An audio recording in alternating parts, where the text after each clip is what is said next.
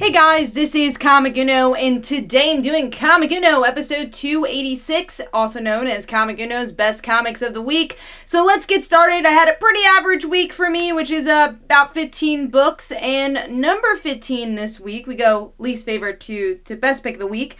And number 15 was War of the Realms, War Skrulls issue 1.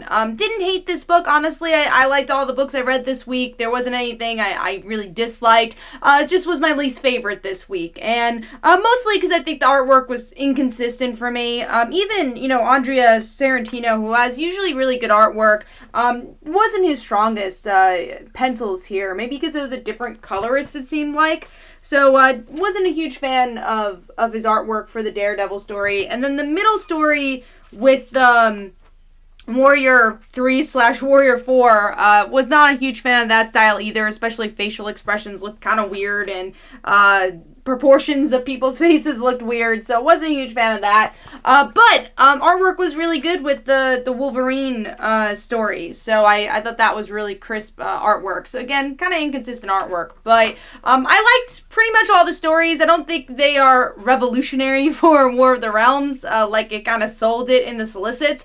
We're like, oh my god, if you're reading War of Realms, you have to read this one. And I guess if you're a big Daredevil fan, definitely get this, and if you're a collector who likes having nicely priced books, this could maybe go up in price just because it might be the, first appearance of a different style Daredevil. But other than that, I don't think it's a must read. I was interested in the Daredevil story though, especially his comparison to the gods as someone who is Catholic. I thought that was very interesting to see his viewpoint of Thor. So I enjoyed that, and there's a bit of spoilers for the next issue though, at the end of this issue actually, where we get to see that he has powers of a god, and that doesn't happen in this week's War of the Realms, so it's a little bit of a spoiler, but we kind of already knew that going into War of the Realms.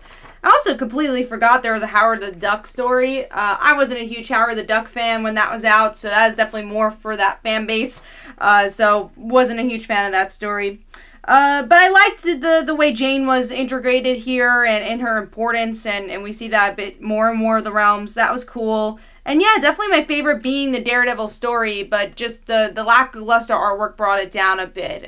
So if you're fully invested in War of the Realms, go check this out. If you're a Daredevil fan, go check it out. But if you feel like, oh my god, I can't get all these tie-ins, do I really need this one? You don't really need this one. So I'm going to give this 2.5 stars, and that is number 15. Moving on to number 14, which is Batman, issue 69. Love this cover, though. I've been loving the variants for both Detective and Batman. And really, DC's just been releasing some great variants in general. But, yeah, last week I really enjoyed Batman, and I had a feeling I wouldn't continue that. I thought, this is just like a one-shot issue, and yeah, that happened again. It's just so repetitive, this book, where now we get to see the whole issue of Catwoman and Batman dancing together, talking about their feelings, and it's really in Batman's head of him once again trying to wrap around his head, why did Catwoman leave me? And that's pretty much the whole issue, and in the end, I guess you kind of have a realization of why she did leave and Bruce's feelings about that, but yeah, I'm just not a fan of this prolonged story. I just want to go somewhere. And then the Promise story, though, Bane and Thomas Wayne was pretty interesting. So we get to see Thomas Wayne of Flashpoint, and I wasn't expecting that Bane is training him, and I'm like, alright, that's weird, and it kind of comes out of nowhere, but at least it's interesting and something new, leading into this supposedly big arc with Bane. So I like that. I thought the artwork, as always, is solid, but it's just so repetitive. I can't get this to 3 stars. I brought it to 2.5. I personally think it's skippable unless you are really dedicated to that Bane story, but I just do not like this Nightmare arc at all, and just haven't been loving King's Run since issue 50. I think it has fell a bit since it hasn't dealt with Catwoman directly. I liked it when they were together, and I thought it was a better series and had a better direction there. So yeah, giving that 2.5 stars, and that is number 14. Alright, moving on to number, let's see, what are we up to? Number 13, and that is Witchblade, issue 13. The numbering for this book is so weird. It's so hard to find. It's all the way on the top. next to the name. Sorry, it's out of focus, but it's like right there. So anyways, Witchblade, I really enjoyed last issue. It was actually in my top 5, and that hadn't happened since like the first arc of the series. And it kind of goes down again with this post-apocalyptic world they're in, and it's all Witchblade's fault, or, you know, Alex's fault, and she has to deal with that. It's a slow burn, as usual with this series. It's very slow, but when it is good, I do enjoy it, and I like it when it focuses on Alex, because I think she's an interesting character. But it definitely is more about the world building here, and it was just okay for me. So I'm going to give this one 3 stars. Artwork, as always, is consistent character-wise, but the Witchblade aspect, the action aspect, is not as fluid as I wish it was. But yeah, it's okay. It's a very middle ground book for me, but I do like the franchise, which is why I kept it on my pull list. But yeah, kind of in the middle. So I'm giving that 3 stars. All right, moving on to number 12. And number 12 for me, sad to see this again a little lower, and that's the Amazing Spider-Man issue 19.HU. Not an issue you need to get unless you're a huge Lizard fan, and I'm not a huge fan of Bocciolo's artwork, and usually this is the art we will see with the Lizard, though, so if you've been reading Spider-Man for over a decade, you know that's the artwork you're gonna get. And I do think it fits a bit more for the Lizard, but it's just not my style. But story-wise, there's not a lot of movement, but you get in the head of Lizard, which is interesting, as, you know, he deals with his son being missing, and how he feels about being the Lizard, and his family kind of dealing with the ramifications of also being part of the Lizard formula here, and he feels guilty, and we get to see the more humane side of Lizard, which I've always enjoyed about the character as a whole. So, I give it 3 stars, though. Again, it's information we knew about this character. It's not that emotional compared to last HU issue, which Gibbon I was so surprised by, and a character I didn't know much about, like probably most people. So that I thought had a little bit more movement for Hunted. This is just like, all right, you're kind of in a standstill with Lizard. Let's kind of move on. So overall, I gave that 3 stars. Not a bad issue by any means, but just the little slower part of this arc, which I actually have overall been enjoying. All right, moving on to number 11. Yes, number 11 is Blossom 666, issue 3, I believe it is. Forgot to mark it down, so I did it by memory, so if it's not issue 3, I'm still pretty sure it is. Anyways, Blossom 666. We get to see a bit more with Betty, her figuring out, alright, these Blossoms are up to something bad. They're not good people, and the Blossoms are manipulating everyone else in Riverdale to go against Betty, as the triplets, we find out they're triplets, try to get the title of being the Antichrist baby child. And that's the story. For me, you know, it's a middle ground book. I get it because I do like the horror side of Archie, and I'm honestly invested to see what's going to happen to Betty, but it's not one of my favorite Archie books, and I'm not a huge Blossoms fan, so we'll see where it goes. I think it's a miniseries. I'm not sure. If it's not, I don't know if I'm going to continue with an ongoing, but I'm going to give it a couple more issues, but it's in the middle for me. Also, the artwork is a little bit too stylized for me. I'm not a huge fan of the figure work in Blossoms. But yeah, overall, giving this one 3 stars. If you are a Blossom fan, though, I think you'll enjoy the kind of unique twists they are taking with these Riverdale characters. Sorry, I'm going to move my camera just a little. There we go. Alright, moving on to number 10, which is a book we did not know about until a week ago, and that is Angel, issue 0. This was ordered with Buffy the Vampire Slayer issue 4. It was not solicited, which is so interesting. And we got the nice surprise in Buffy issue 4 that Angel is here, so that was cool.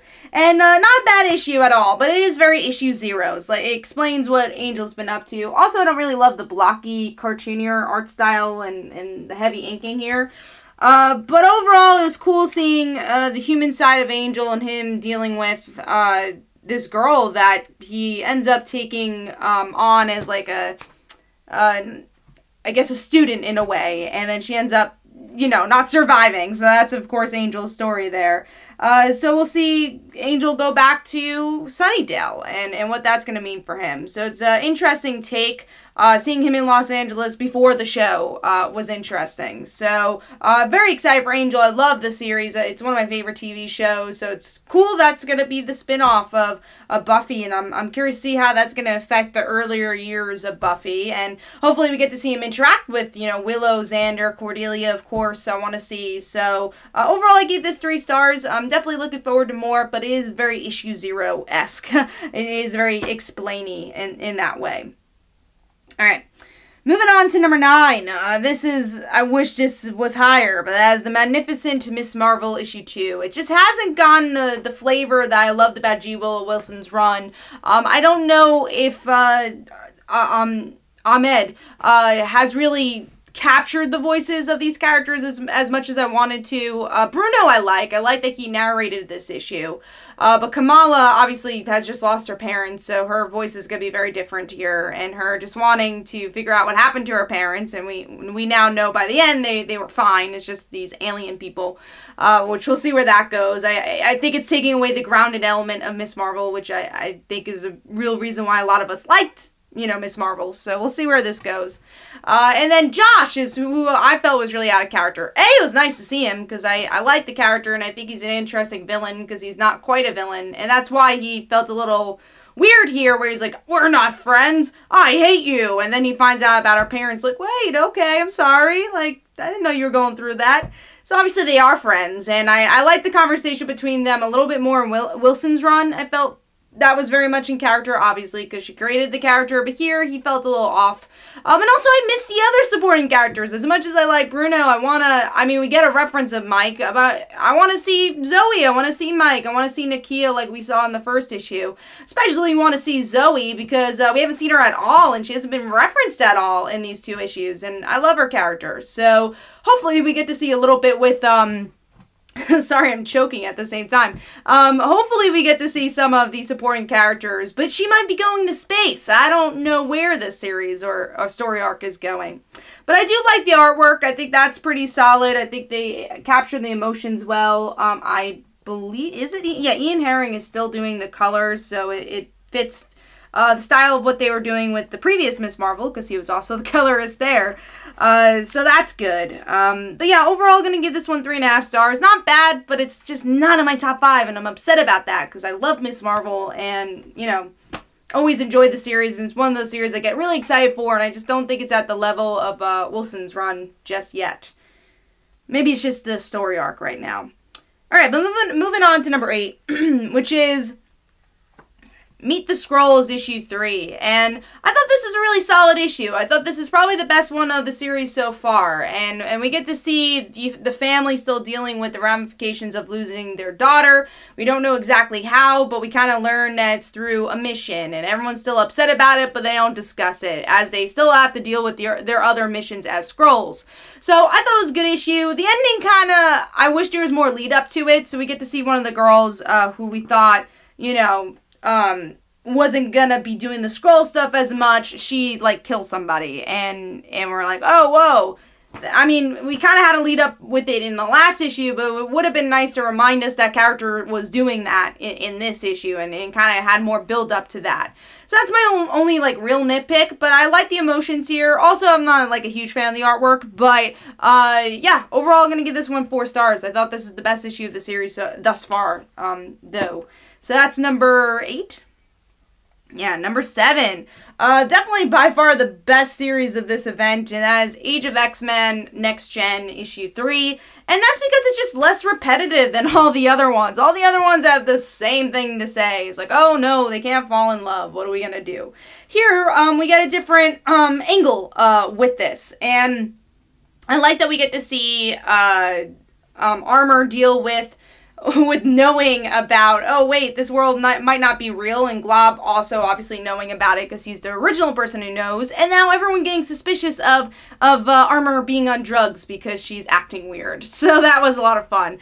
But yeah, and the artwork is really solid. I like the art here, and of course we open up to an ad, but yeah, I thought the artwork is really solid, nice cartoony, and there's some nice humor too, as, again, as Armor has to deal with people thinking she's on drugs, and we got the Shark Lady, I think her name is actually Shark Girl, just talking about the new Nightcrawler trailer, which I think a lot of us comic fans could relate to, where a new trailer comes out, like, why is no one talking about this? Let's all talk about this trailer.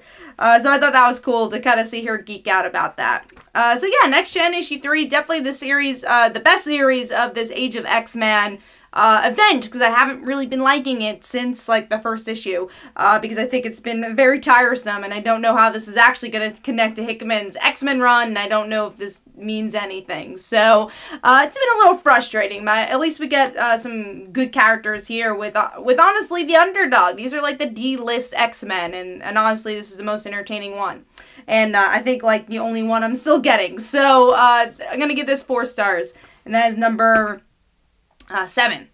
Moving on to number 6, which is Buffy the Vampire Slayer issue 4. And I got the let me get his name, sorry. Wada, the Wada cover here, Kevin Wada. And I got the Willow version of that cover last time. But yeah, love this cover. Cover of the week for me. Just Xander gaming and, you know, hanging out. But yeah, this issue was really solid. I think there's some really nice character beats. And it kind of has a Go-Go Power Rangers vibe for me. And maybe because it is the same artist. But you get some nice slivers of all the characters and what's going on in their lives, which is nice. And my favorite Buffy scene here actually is her connection with her stepdad, and her stepdad trying to open up to her and, you know, trying to be a dad to her, and I thought that was really cool. That was an interesting scene. We'll see where that goes. Hopefully he's not evil, because it's nice that Buffy has a different father figure than Giles, but still has Giles as well. And then really it's the issue with Xander feeling alone, liking Buffy, but also kind of knowing Buffy won't like him back, and then Willow telling Buffy about that as they go on this Friends Day Out, I would say, or Friends Night Out, as Buffy actually does not have to fight vampires, and then Xander's all, woe is me, which is really much Xander's character. It's very much a fault of his, but it is his character, and he might get bitten by a vampire. It looks like he does, and then Angel walks out of the shadows, so that's the Angel issue 0 tie-in that we get there, and very excited to see how Angel will be involved in this series. But yeah, pretty cool issue. Again, really nice character-driven issue. So overall, I'm going to give that 4 stars. And that is number 6. And I'm going to take a sip of water. And the water is not open, so hold on. Alright, then we're moving on to number 5. Alright. Number 5 for me is Teen Titans, issue 29, I believe we're up to. And probably one of the best issues of Teen Titans I've read in a while. I'm not as hardcore of a Teen Titans fan as my fellow frontliners are, but this series, I'll say. I love Teen Titans as a franchise. I meant this Teen Titans series in general, and team. But I like this issue a lot. I think we get some good movement from all the characters as Kid Flash deals with Damian having all these... this secret prison underground, and him having to be the moral compass is saying what's the right thing to do, and then Red Arrow also kind of involved in all that, but we also get to see, you know, Roundhouse maybe find out about this, you know, Kid Flash is trying to tell him, and he interacts with, Crush, as she's like, oh, I have a crush on, I believe her name is Jeannie. So we got a love triangle going on here, because we got her and Robin and Crush. So we got Jeannie, Crush, and Robin as the love triangle. So who will Jeannie pick? So I thought that was a fun scene, and Crush actually does tell her feelings to Jeannie. So we'll have to see where that arc ends up going. But I thought this was a pretty good tie-in, and just had the right amount of Deathstroke in here. And like I said, I thought it was a good character-driven issue. That's number 5 for me. It is lower, though, because I still don't love the artwork. Their lips look very big. It's just weird, cartoony artwork for that. But moving on to number 4, very sad to say, this is the last issue of West Coast Avengers, issue 10. I really enjoyed this series. And, you know, it's nice that Marvel just has this plain old comedy book, and that's really what this is, and that's why I enjoyed it. It was a very nice character-driven series as well, though, as we get to see them defeat vampires and drop them into a shrimp dimension. Yes, that's how fun this book is. And I thought we got a lot of Jeff, which was nice, but also dealing with some more emotional stuff with Kate and her mom. Actually, that is kind of a negative for me, though, because I feel like Hawkeye and West Coast Avengers didn't give me enough of that closure with her family. I always feel like they have too many open doors with that family. I just want, all right, this arc is over, and you know, we can always pick up on it again in another series, but there's always like that cliffhanger with them, and I don't love that. But I do like you know, Kate's, you know, emotions with her mother, and her mother trying to choose a side here. So, what else did I really like? I mean, I liked a lot of the romance stuff, too. We got a surprise love triangle here. I guess this is the week of love triangles between, Kate's ex-boyfriend, from Young Avengers, and I was gonna say Quentin Quire, not Quentin Quire, but we do got a good Gwenpool and Quentin Quire moments too, with them being parents to Jeff, which was fun. Anyways, the love triangle being her current boyfriend, her ex-boyfriend, liking each other, thinking that they're both hot, and not knowing that they like each other, and then Kate in the middle of all that and saying, walking out, do I even have a boyfriend anymore? Do I date anybody that's straight? So I thought that was a lot of fun, and hopefully that love triangle's picked up somewhere. I thought it was a really nice twist on that romance. So that was good as well. And again, there's a lot of good character beats, a lot of good moments between them. I really liked this team overall, and it was fun. It was funny. And it was a solid ending to this really underrated series that more people should have picked up, and you should pick up and trade if you have a chance. So West Coast Avengers issue 10 gets 4 stars, and that is number 4. Moving on to number 3. Number 3 for me is War of the Realms, issue 2. So I've been really liking this event, and I usually don't like Marvel events very much, you know? They're usually really bogged down, and you have to get all these tie-ins are all not very good, in my opinion, and I just never really could get into the stories of events. It's been a long time since I've actually, like, really liked an event, and I really like this event. I like that it actually has to be an event because the Marvel Universe is all dealing with it. And there was build-up towards it. There was a lot of build-up towards this story, and it doesn't feel like a total cash grab to me. It does feel organic to the story. And there's some really great OMG moments and some good character moments. I will say it's a bit crowded in the beginning, but you understand because this war is going on and New York is burning right now. And, you know, the heroes are just trying to save the day. We get to see Jane in the background, and I would say she's one of the main characters here, if not the main character, where she's like, hey, I want to do something. I want to help my realm. And she's very much the middle person because she is from Midgard, but also has very much connections to Asgard. So I think that's really interesting, and we get some really nice beats from her.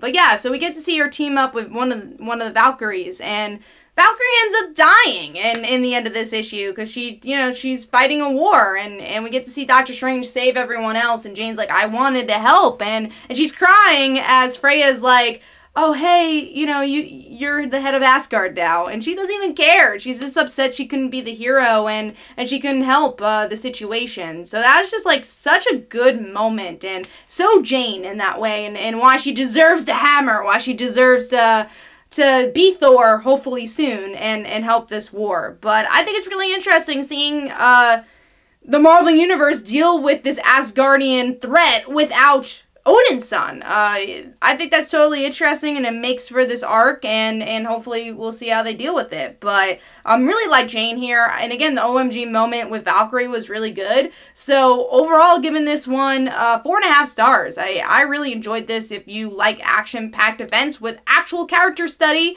go pick up War of the Realms, because so far issue 1 and 2 has been pretty solid. Alright, moving on to number 2. Which is Naomi, issue 4. By far the best Bendis book out right now for me. I've been really enjoying this, and the artwork is top-notch. some of the best artwork for DC Comics and probably mainstream comics right now. I just love how cinematic it is, which I also should have added. War of the Realms also has a very cinematic feel with just how it focuses in and out with the art. I wanted to mention that. But yeah, this also very cinematic as well. And we get to learn not really Naomi's origins, but her parents' origins. And I'm okay with that. I'm sure there's some people who are going to be upset. Like, I wanted Naomi's origins. But it is part of it. And we're getting, honestly, movement. Usually I don't love Bendis' exposition issues because we know nothing about Naomi. This is a good exposition issue because I felt like I learned something. I thought it was paced very well. And I got really invested into her and her parents' story. And it takes the regular Superman-esque origin and putting on its head, and I think that's totally interesting, because her dad is, was part of a war, and just kind of came down here and fell in love, and, yeah, I thought it was interesting to see how they connected all that, and the parents' love story was really, really nice, and we get glimpses of what Naomi's about in this issue as well, glimpses of her parents and I guess a different war that they were fighting. So I'm very invested to see where this goes, and I really like her story so far. So I'm going to give this 4.5 stars, and that is number 2. Alright, moving on to number 1. And number 1 for me was by far my favorite of the week, even though there's a lot of good issues this week, as you can see. But, man, I was blown away by this book. And that is Spider-Man Life Story, issue 2, and this is the 70s. I liked the last issue, but this is, like, leaps and bounds over that one. And if you're a Spider-Man fan, I think you'll gush about this as much as I am. Because, like, any Spider-Man fan, I think, would really love this, because I think it hits on a lot of important notes from Spider-Man, and also it's fresh, though, and new. There's new characters showing up, new dynamics, new plot twists, and I'm like, whoa, this is like the ultimate universe of Spider-Man all over again, where you're like, this is something new but familiar, and I really enjoyed that aspect of this book. But anyways, it opens up with Flash, dying, and the Vietnam War still going on, and Peter feeling guilty, saying, oh my god, should I do something? And he doesn't, because he's happily married with Gwen. Yeah, Gwen's still alive, and married to Peter. What's going on? And then, everyone else's life is crumbling, though. Obviously, Flash is dead, so his life is non-existent right now. And then we also have Mary Jane and Harry. So Harry dealing with his dad, his dad going to prison, and then we get to see Mary Jane engaged to Harry, and Harry's not doing well. He's on drugs, and he's the Black Goblin now. And then we get to go back to Gwen, who's working with Warren, of course, and he's cloning stuff, because of course he's gonna be cloning stuff. And he ended up cloning Gwen, Harry, and of course Peter. And Harry knows about Peter being Spider-Man, and this brings up drama of like, oh, of course, my father always picks you instead of me, which is the drama that always happens between Harry and Peter, is that Green Goblin's very much more obsessed with Peter Parker than his own son. But in the end of this issue, we get to see some of the clones die, except Peter's clone, and we find out that Gwen, the person who died, was original Gwen. It was his wife. It was the original Gwen, and the clone Gwen was the one who survived, and I guess was pretending to be his wife for a little while and didn't know it, because she had all the memories of Gwen Stacy. So she ends up leaving with Peter's clone, and they live happily ever after. But then, Mary Jane and Peter are both broken by the end, because Harry gives Mary Jane money, but he leaves because of everything that's happened as the Black Goblin. And then Peter's wife just left him and was a clone this whole time. And then obviously he's still dealing with the ramifications of Flash's death. And should I've gone into the war? What does it mean to be a superhero when these things are happening?